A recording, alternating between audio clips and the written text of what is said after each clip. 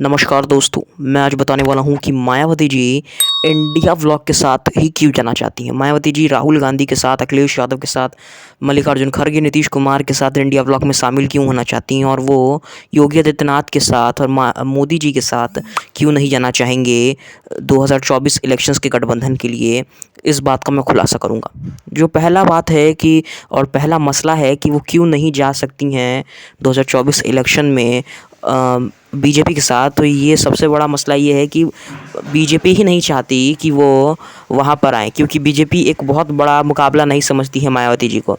जहाँ पाँचों राज्यों के चुनाव में मायावती जी को एक भी सीट नहीं मिली, वहीं पर बीजेपी ने पूरे जगहों पर ही सबसे ज़्यादा सीटें जीती हैं। पता नहीं ईवीएम का कमाल था या क्या चीज़ का कमाल था, लेकिन वो हमेशा ही जीत मिलती रही है बीजेपी को। और यही कारण है कि वो अब मायावती जी को कुछ नहीं समझते हैं, मायावती जी को एक बड़ा नेता नहीं समझते हैं। यही कारण है कि आज बीजेपी बहुत बड़ी पार्टी बन गई है और मायावती जी की पार्टी बहुत छोटी पार्टी हो गई। एक समय था बीजेपी को उत्तर प्रदेश में जीत लेने के लिए मायावती जी की ज़रूरत पड़ती है, लेकिन वो समझते हैं कि अगर हम एक छोटी सी पार्टी को भी अगर हायर कर लें, अगर हम लोग अपने पार्टी में ले लें एक छोटी सी पार्टी को भी, तो वो भी मायावती जी को हरा देंगे, ऐसा वो लोग सोचने लगे हैं। क्या ये सही बात है?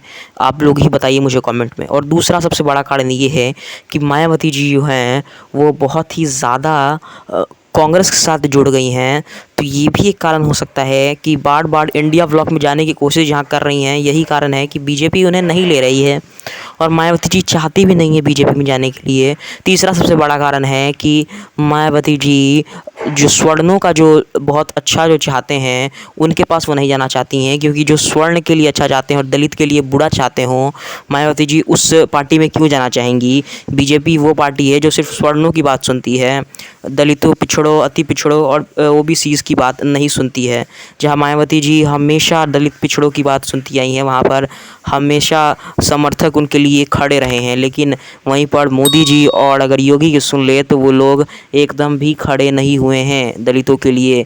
वो हर बार आपने देखा होगा, चाहे वो मनीषा रेप कांड हो, मनीषा वाल्मीकि रेप कांड हो, चाहे वो 14 साल की एक ओबीसी बच्ची का रेप किया गया हो, चाहे एक 24 वर्षीय महिला का रेप किया गया हो जो आती हो एक यादव समाज से। ये बहुत ही ज़्यादा घिनौनी कृत्य हुए हैं आज तक। उनके विधायकों को भी वो नहीं बचाते हैं, वो सिर्फ बचाते रहते हैं अपने विधायकों को, बलात्कारी विधायकों को।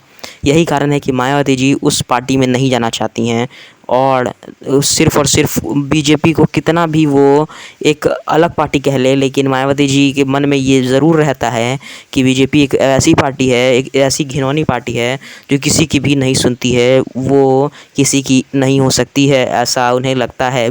एक तरफ अगर कांग्रेस किसी की हो भी जाए तो बीजेपी बहुत बुरी तरह से एक अलग पार्टी बन के निकलती है जो किसी का नहीं सुनती है, सिर्फ अपने समर्थकों का और अपने नेताओं का सुनती है।